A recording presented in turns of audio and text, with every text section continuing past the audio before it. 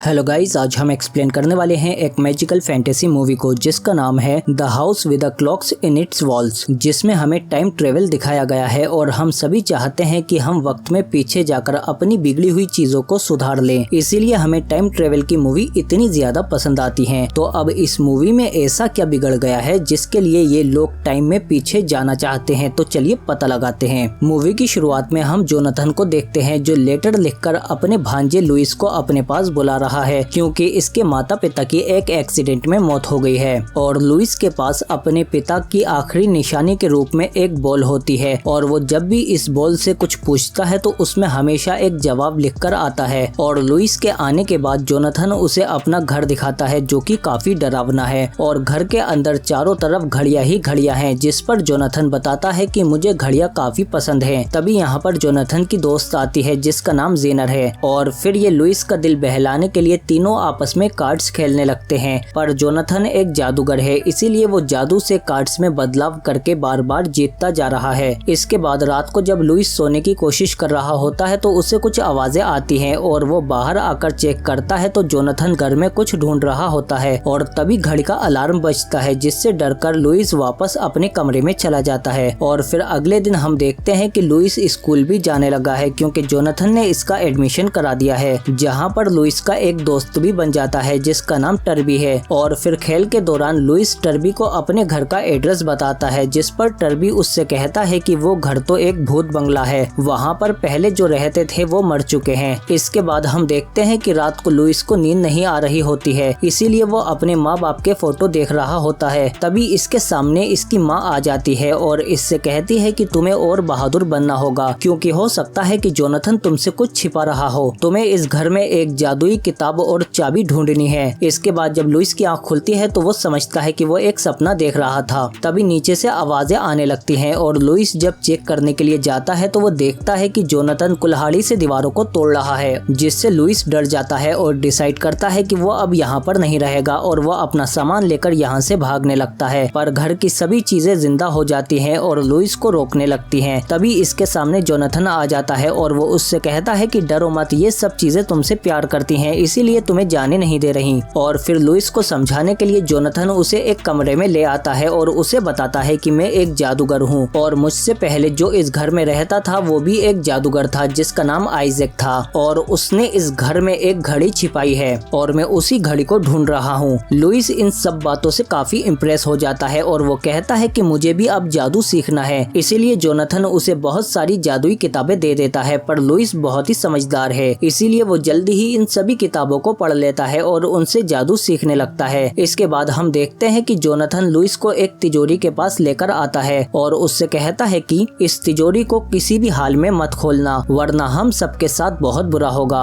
और फिर इसके बाद हम देखते हैं कि रात को जोनाथन एक किताब देख रहा होता है जिसमें आइजैक के बारे में लिखा है और अब हमें पता चलता है कि सालों पहले आइजैक इसी घर में एक जादू कर रहा था, जिसे रोकने के लिए जोनाथन और जेनर यहाँ आते हैं पर दरवाजा नहीं खुलता और तभी एक धमाका होता है। इसके बाद जोनाथन जब अंदर आइजैक के पास जाता है तो वो मरने से पहले बताता है कि मैंने घड़ी बना ली है और फिर आइजैक मर जाता है और यहीं पर जोनाथन का ख्याल खत्म हो जाता है। और तभी इसके पास जेनर आ जाती है और इससे कहती है कि अब हमें लुइस को सब कुछ बता देना चाहिए, पर जोनाथन मना कर देता है। और फिर इसके बाद हम देखते हैं कि ये दोनों लुइस को जादू सिखाने की कोशिश करते हैं और तभी जोनाथन लुइस को पानी छूने को बोलता है, जिससे गार्डन में जादुई गैलेक्सी बन जाती है, जिसे देखकर लुइस बहुत खुश हो जाता है। और गार्डन में एक जादुई शेर भी है और अब लुइस जल्द से जल्द एक अच्छा सा जादूगर बनना चाहता है, जिसके लिए वो हर रोज जादू की प्रैक्टिस करता रहता है और धीरे धीरे लुइस अब जादू अच्छे से करना सीख जाता है। इसके बाद जोनाथन इसे एनर्जी को लेकर काबू में करना सिखाता है, जिसे लुइस काफी अच्छे से कर रहा था। और फिर इसके बाद जब ये वापस स्कूल में आता है तो ये देखता है कि इसका दोस्त टर्बी अब मॉनिटर बन चुका है, इसीलिए वो लुइस से बात नहीं कर रहा, जिसे मनाने के लिए लुइस उसे बताता है कि मेरा घर एक भूत बंगला नहीं है बल्कि वहाँ पर बहुत सारी जादुई चीजें हैं, अगर तुम चाहो तो मैं तुम्हें वहाँ ले जा सकता हूँ, जिस पर टर्बी मान जाता है। और इधर हम देखते हैं कि उस घड़ी को ढूंढते हुए जोनाथन को एक खिलौना दिखता है, जिसका हाथ नीचे करने पर एक सीक्रेट रूम का दरवाजा खुल जाता है और फिर जोनाथन फौरन उसके अंदर चला जाता है और अंदर जोनाथन को एक बड़ा सा टेलीस्कोप, प्लैनेट्स के मॉडल और उनका नक्शा मिलता है। पर जोनाथन को ये सब चीजें समझ में नहीं आ रही थी, इसीलिए वो उस नक्शे को अपने पास रख लेता है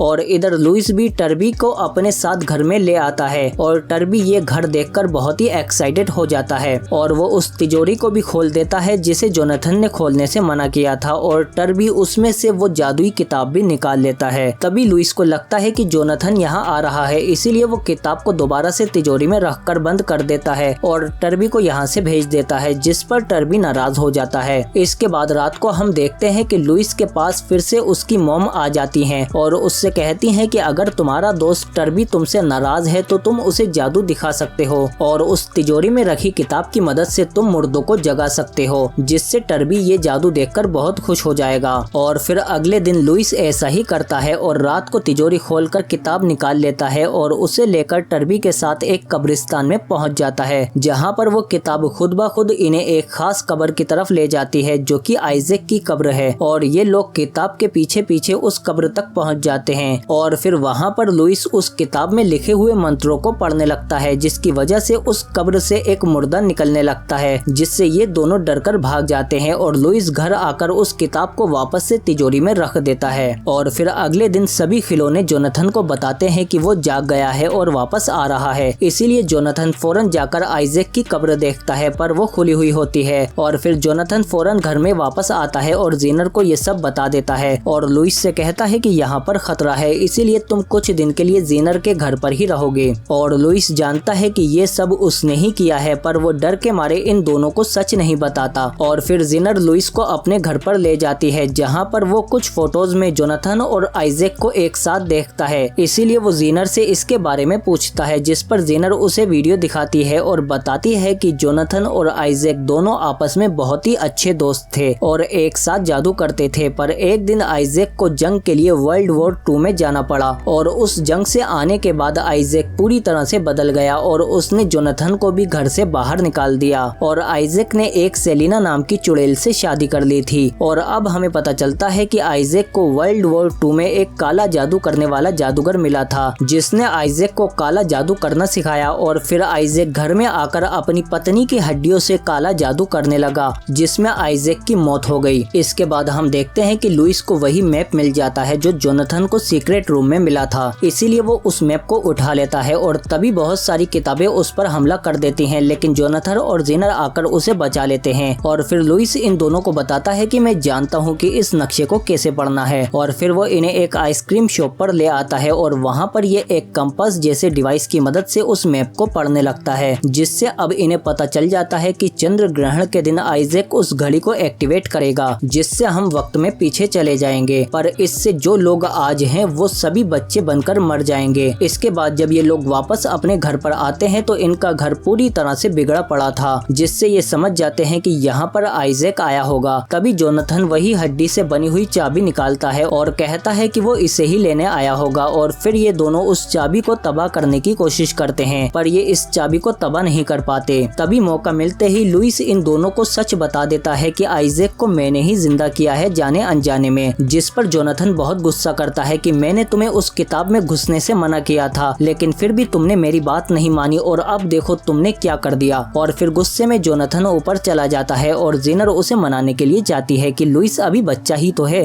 और इधर लुइस सामने वाले घर में आइजैक को देखता है, इसीलिए वो फौरन वहां जाकर एक लेडी को वहां से अपने घर में ले आता है कि उस घर में खतरा है। तभी पीछे से दरवाजा कोई बजाने लगता है और वो लेडी जाकर दरवाजा खोल देती है, जिसके बाद आइजैक घर के अंदर आ जाता है और वो लेडी भी अपने असली रूप में आ जाती है और ये वही चुड़ैल सेलिना थी जिससे आइजैक ने शादी की थी। और फिर लुइस कहता है कि आइजैक ने तो तुम्हारी हड्डियों से जादू किया था, तो तुम जिंदा कैसे हो? पर आइजैक कहता है कि वो सेलिना की हड्डियां नहीं बल्कि मेरी पहली पत्नी की हड्डियां थीं जिनसे मैंने जादू किया था। और फिर सेलिना लुइस की माँ का भी रूप ले लेती है और बताती है कि वो मैं ही थी जो तुम्हारी माँ के रूप में सपने में आ रही थी, क्योंकि मैं उस किताब को नहीं छू सकती थी, इसीलिए मैंने तुम्हारा इस्तेमाल किया आइजैक को वापस से लाने में। और फिर जब तक जोनाथन और जेनर नीचे आते हैं तो लुइस यहाँ पर नहीं होता। जोनाथन कहता है कि मैं जानता हूँ कि वो कहाँ पर है, इसीलिए वो दोबारा उसी सीक्रेट रूम में आ जाता है जहाँ पर ये पहले गया था और अंदर आते ही जोनाथन और जेनर को पकड़ लिया जाता है। जोनाथन देखता है कि इन दोनों ने लुइस को भी एक पिंजरे में बंद कर रखा है। जोनाथन आइजैक को समझाने की कोशिश करता है कि तुम मेरे अच्छे दोस्त थे, तुम ये सब क्यों कर रहे हो, जिसके बाद आइजैक बताता है कि जब मैं वर्ल्ड वॉर 2 की जंग में गया था तो मेरी आंखों के सामने मेरे सारे साथी मारे गए थे। उस मंजर को मैं कभी भी भूल नहीं पाऊंगा।